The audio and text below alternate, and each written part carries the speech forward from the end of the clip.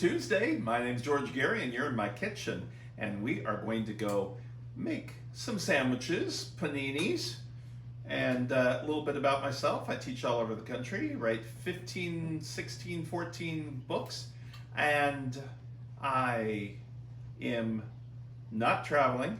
I'm in my kitchen with you every weeknight at 6:30. If you haven't seen all my shows, you can go back on YouTube and check them out. And all the recipes are on my website, georgegary.com. I also do food tours of France and next May. And I can't remember. Is there someone I have to introduce?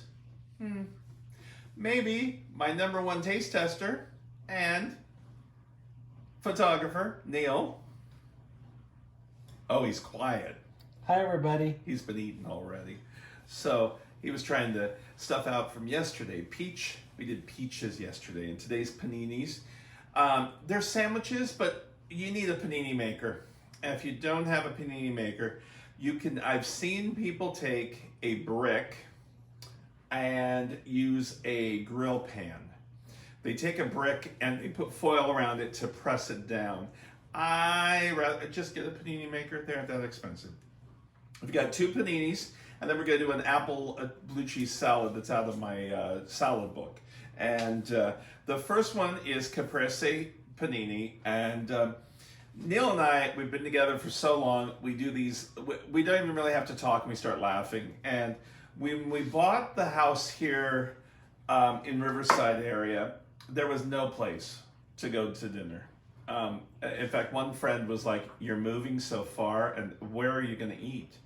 And I said, "I am a chef, and we have Sizzler, and that is about all we had then."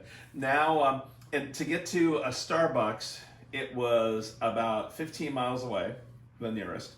Between that Starbucks and our house now, we've got probably 8, I'd say, maybe 9. And so we've grown since 1998 when we moved in. But about 2 years after we moved in, there was this little strip mall that opened up about 10 minutes away, and it was an Italian homemade place, and we were so excited. And we still go to another Italian one all the time.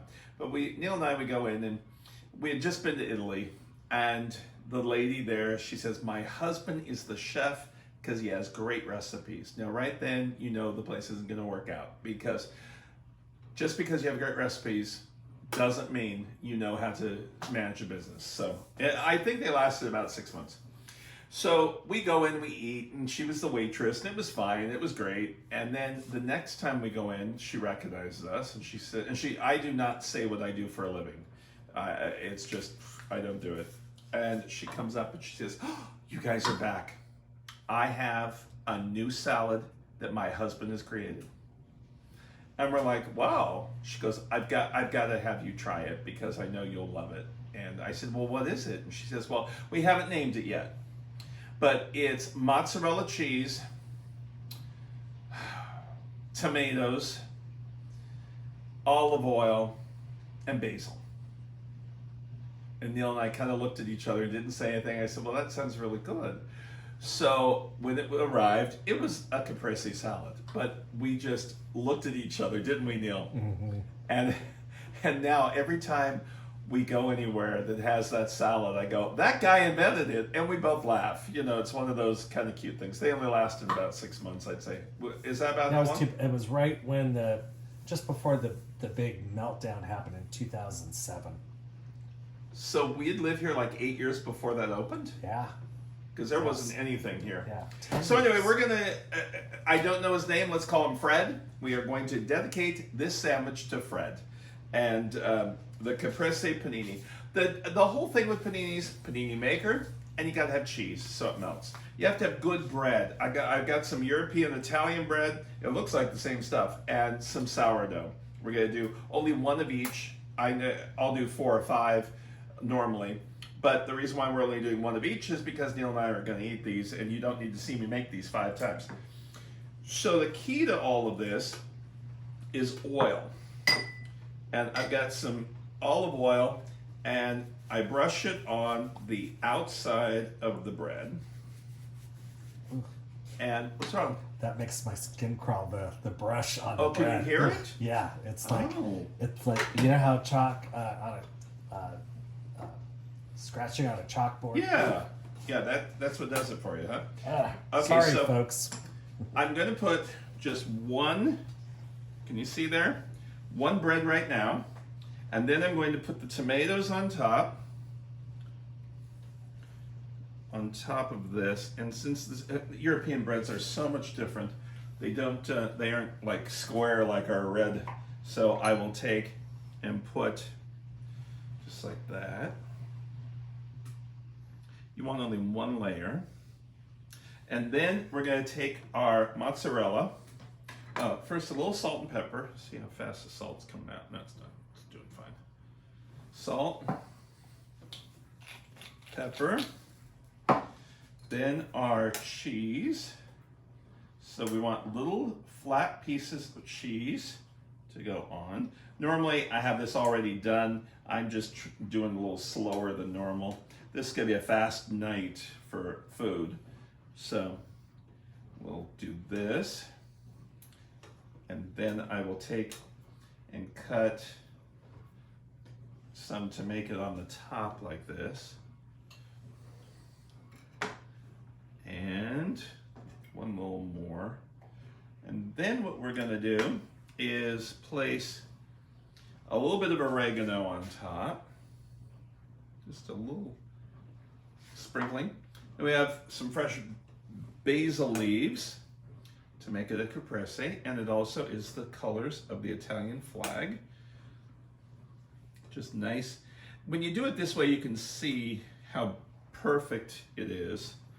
And when you go to Italian stores in Italy or little restaurants, they've got them all lined up, and then they okay, watch out, Neil, I'm going to be doing this again on the bread.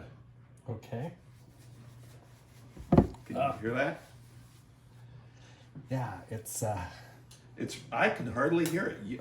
I can't believe you have that good like ears. brushing on a tongue or something. Okay, just like that. Now we're going to put this down and see how the top moves. That's how, and you just press it down like that, and we're going to leave it like that while I make the next one. Now the next one is a little different. It's got some sweetness to it, and it's goat cheese and walnut. That was really good cheese for packaged cheese. So again, we're going to do the same thing. This one, I think I'll just put it together right here. So both parts of the grill has the oil on it.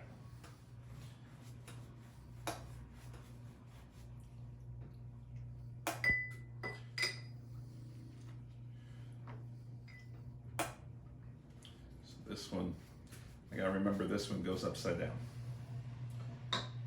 This one there.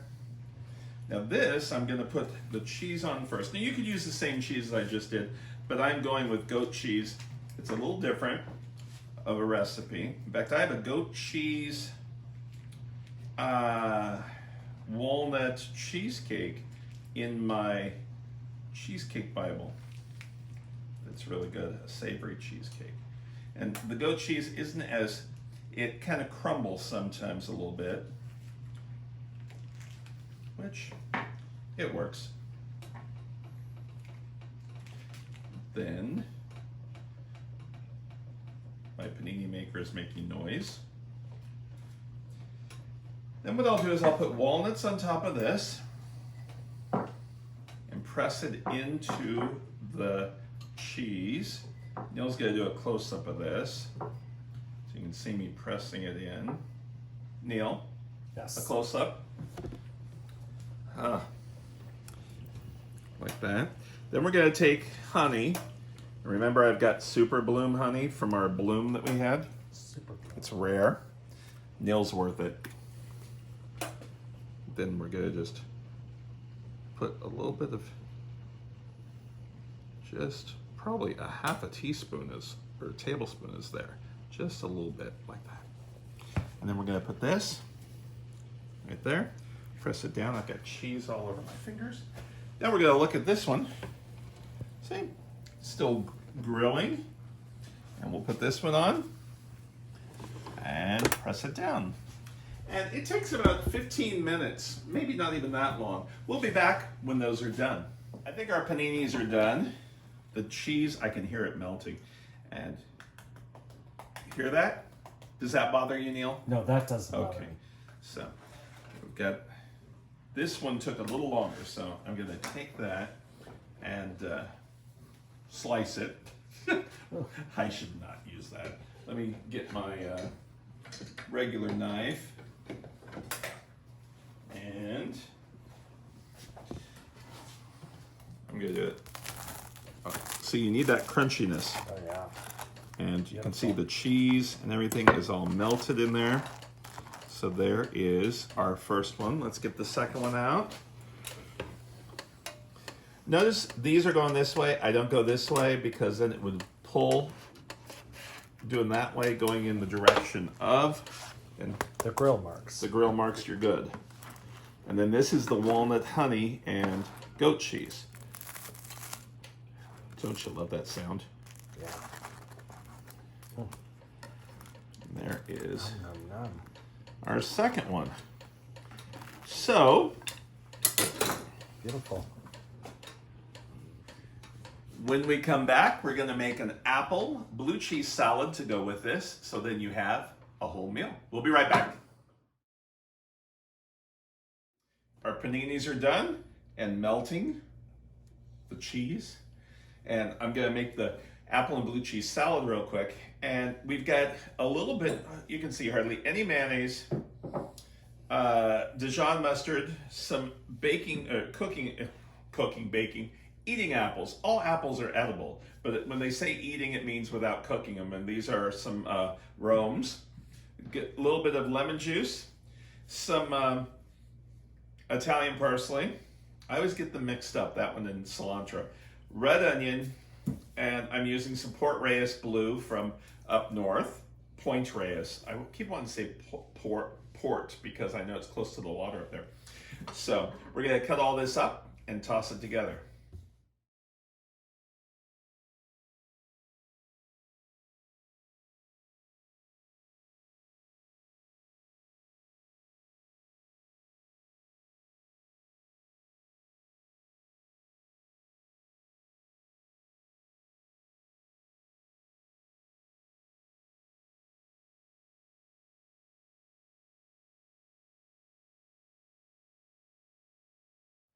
Don't you like me chopping that way faster? I see I have a few pieces of red onion that I didn't chop as thorough as I thought I did. So, throw it back in. So there we have everything except our blue cheese. I toss this and I put all the condiments that I'm putting in the bottom. And later on this week we have condiment day. So I'm going to be making a mustard, a mayonnaise, 2 mayonnaises, and ketchup. So I'll teach you how to make all those things. And here's our blue cheese that I crumbled. And we don't want it to be clumpy, so I'm gonna take a few little, just that little bit of bitterness of the blue cheese. And remember, this is Point Reyes, Northern California. And toss that. And sometimes I'll put plastic wrap on this just to let it sit for about an hour before serving. But we got it here. Our apple. This is not, well, it could be close to that Waldorf that we did the other day, but this is just apple and onion with the blue cheese. Waldorf doesn't have all that. So there's our great salad. We'll do a little pepper on there. So we've got our paninis, we have our apple salad, and there's another show. We hope you enjoyed it today, and we'll see you tomorrow. Thanks so much and take care, and wear your mask. Bye now.